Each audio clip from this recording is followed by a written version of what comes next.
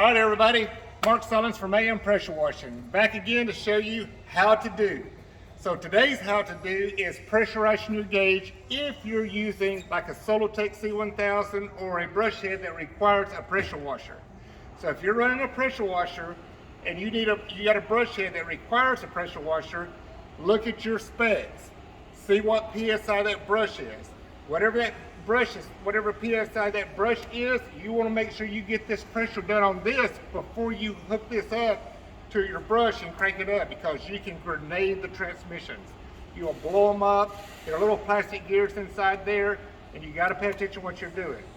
So what I'm going to do is I'm going to crank it up. I'm going to show you how to regulate it. So for instance, if you have a brush that's rated at 1300 PSI.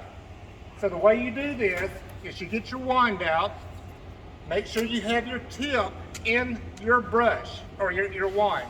So that way when you crank this up and you're squeezing the trigger, you can adjust the pressure while you're running the pressure washer with the trigger mash to adjust your pressure.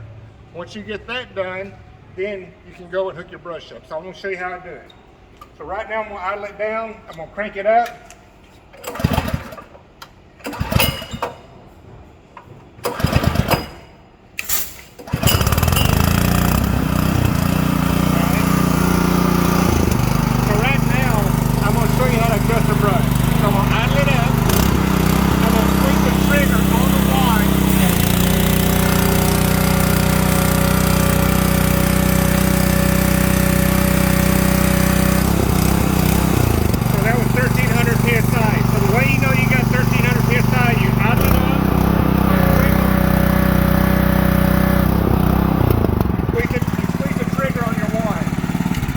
So I'm going to take the pressure off.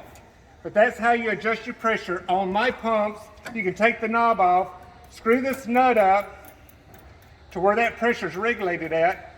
So that way when you got this nut screwed up, nobody can come by and turn this knob and overpressurize the pump without you knowing about it.